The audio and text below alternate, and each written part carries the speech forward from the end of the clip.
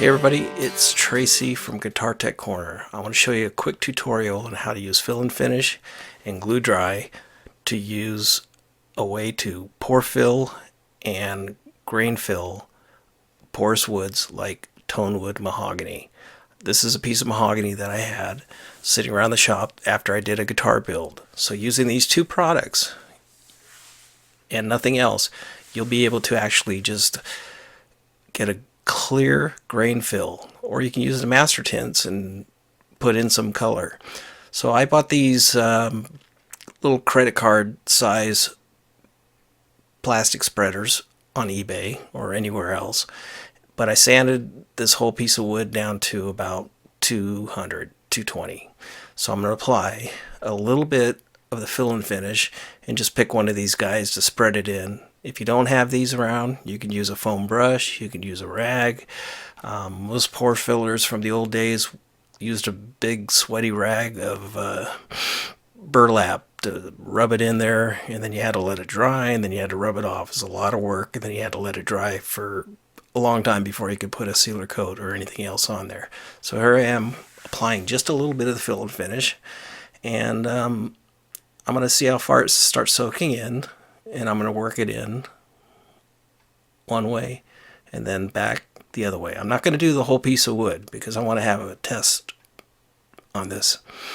So I'm getting the corners, I'm getting everything, and it's kind of hard to see from the camera angle, but I know that I'm filling up every pore. And then I can come back with a paper towel or a rag, and I can actually wipe across grain and get rid of the excess. Now I'm going to use the GluDry. This is important. You want to spray just a little bit, not too much, short bursts. Get that on there and come back with 220 grit sandpaper. This is the important part. Some of that fill and finish is still a little bit wet. So when you start sanding, you're filling. That's important. That's the trick to using this product. So after I get it all sanded down, I can come back and I can feel. If I feel like I need to add another coat, I'll add another coat. Most times I do just for security, make sure everything's going to be fine before I shoot the Nitro lacquer over it. So it feels smooth to me, but I want to do another coat. So here we go. This will get rid of the last little bits of divots that are in there. And then I can go on to putting my Nitro on there. Now, the way I'm going to put Nitro in this video is not normal application style.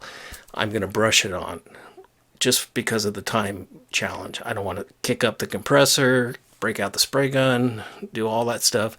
So as I spray an extra little coat of GluDry to get it all sealed up, and then I'm going to sand it back down again, I'm actually going to brush on lacquer and then sand that back down.